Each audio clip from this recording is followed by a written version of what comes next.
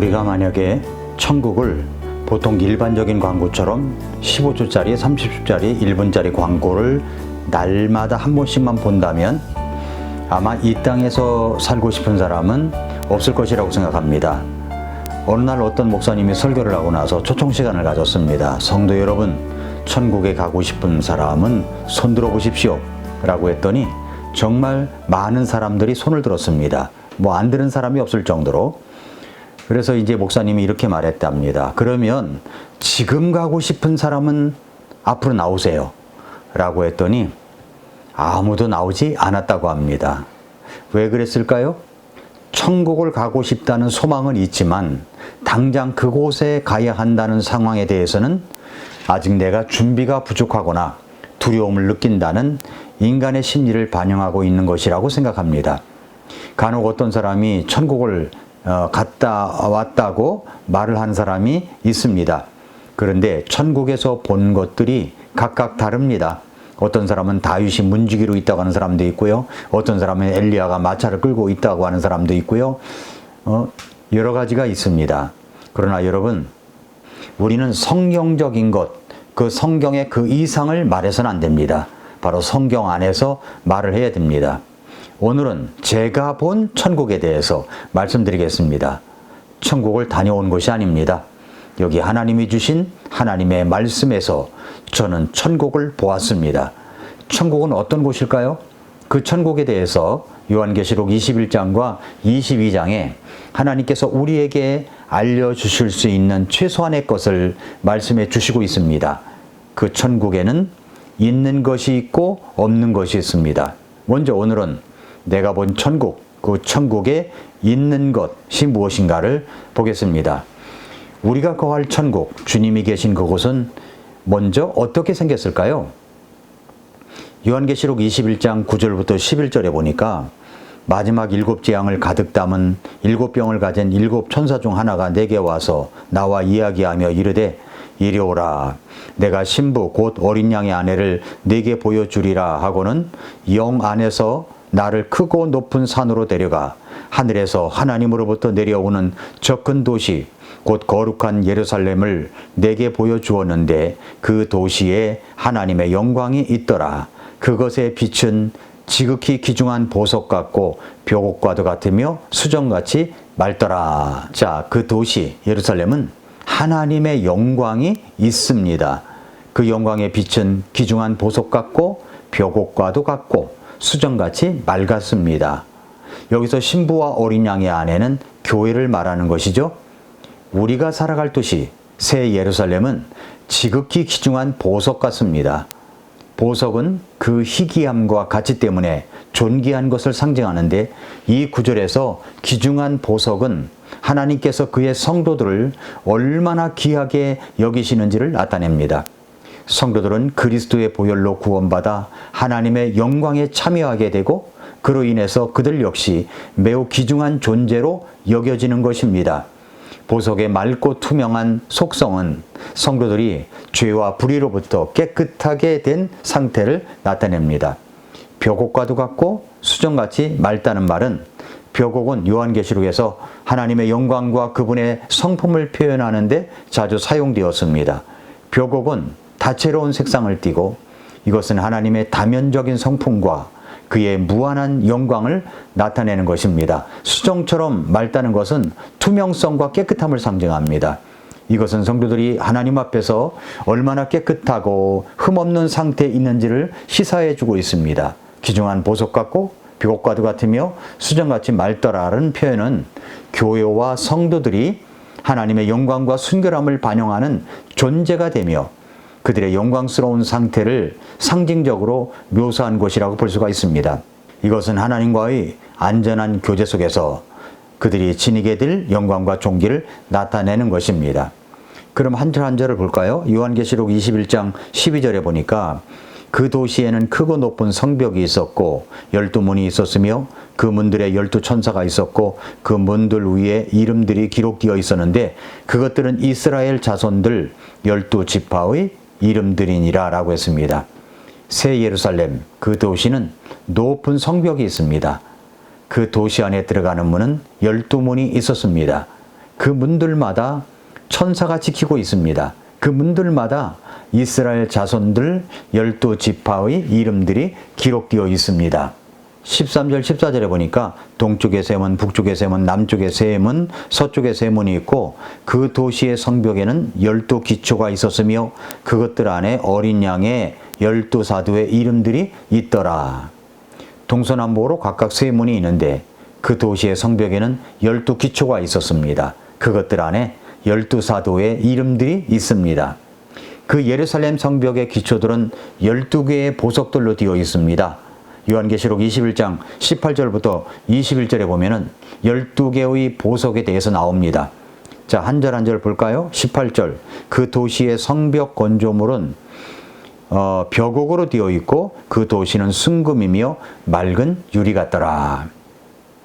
그래서 여러분 천국을 이야기할 때 아이들에게 그 천국을 다 설명할 수 없어서 우리가 가는 그 천국은 말이야 길바닥이 순금으로 되어 있고 맑은 유리 같다고 설명하곤 합니다.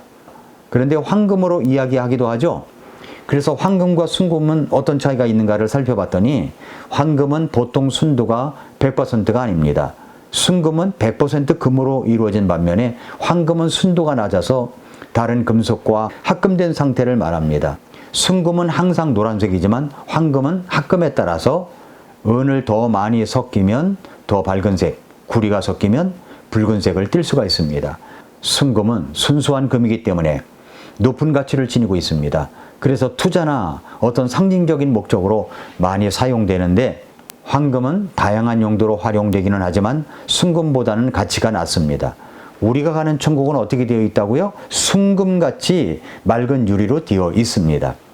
19절 보니까 그 도시의 성벽 기초들은 온갖 종류의 보석들로 장식되었는데 첫째 기초는 벽옥이요, 둘째는 사파이어요, 셋째는 옥수요, 넷째는 에메랄드요, 20절 다섯째는 홍만호요, 여섯째는 홍보석이요, 일곱째는 기감남석이요, 여덟째는 녹주석이요, 아홉째는 황옥이요, 열째는 녹옥수요, 열한째는 청옥이요, 열두째는 자수정이더라. 21절 12문은 12진주였으며 문마다 각각 한 개의 진주로 되어 있고 그 도시의 거리는 순금이며 마치 투명한 유리 같더라.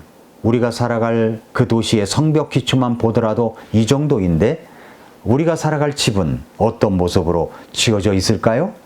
성벽 기초에 놓여져 있는 보석만 묵상해도 우리는 정말 황홀함에 빠질 정도입니다. 그런데 그 성벽의 높이는 약 65m입니다. 요한계시록 21장 16절, 17절에 보면은 144 큐빗이라고 되어 있습니다. 이것은 65m, 이것은 65m 정도입니다. 자, 우리 도시가 어떻게 생겼냐면은 가로 세로 높이가 2240km의 도시라고 그랬어요. 이것은 2240km의 도시에 65m의 성벽이 둘러치고 있습니다. 65m라고 하는 것은 22층 높이입니다. 이것은 63빌딩 높이에 2cm 담을 두른 것과 같은 것입니다. 이 성벽은 방어의 목적이 아닙니다. 아름다움을 위한 것입니다.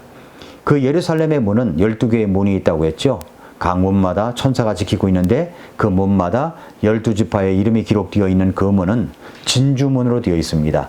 진주가 한 개의 통으로 되어 있습니다. 진주가 이 정도면 어마어마한 크기입니다.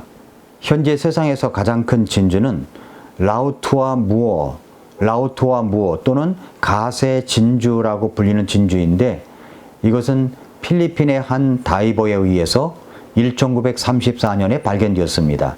크기가 얼마냐 했더니 24cm 곱하기 14cm, 무게는 약 34kg이라고 합니다.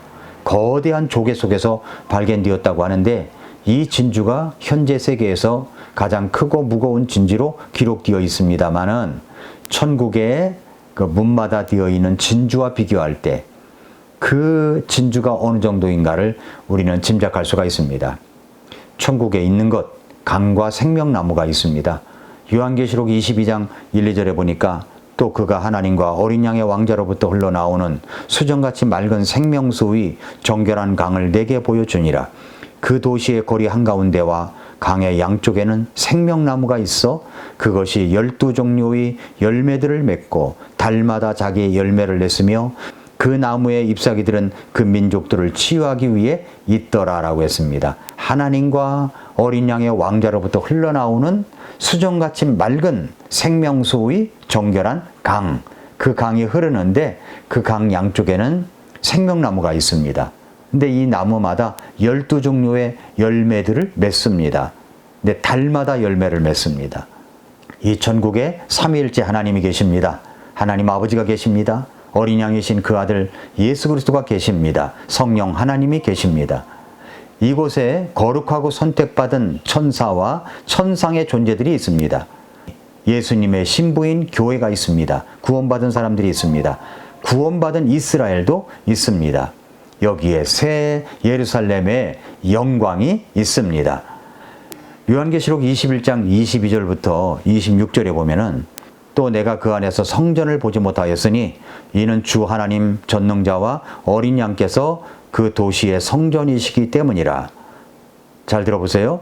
그리고 그 도시는 안에서 빛을 비출 해와 달이 필요 없었으니 이는 하나님의 영광이 그 도시를 밝혀주었고 어린 양께서 그 도시의 광채이시기 때문이라. 구원받은 자들의 민족들이 그 도시의 빛 가운데서 다니겠고 땅의 왕들이 자기들의 영광과 존귀를 가지고 그곳으로 들어가리라. 거기에는 밤이 없을 것이므로 낮에 그 도시의 문들이 결코 닫히지 아니하리라. 그들이 그 민족들의 영광과 존귀를 가지고 그곳으로 들어가리라. 이 말씀 설명하지 않아도 우리가 이 천국의 모습을 그릴 수가 있습니다. 이 천국에 들어가지 못하는 사람들이 있습니다. 21장 마지막 절에 보니까 더럽게 하는 것은 어떤 것이든지 결코 그곳으로 들어가지 못하며 또 무엇이든지 가증한 것을 이루게 하거나 거짓말을 지어내는 것도 들어가지 못하되 오직 어린 양의 생명책에 기록된 자들만 들어가리라. 어린 양의 생명책에 이름이 기록된 자만 들어갑니다. 그렇다면 여러분의 이름은 그 생명책에 이름이 기록되어 있다고 확신하십니까? 오늘도 미라클 모닝입니다.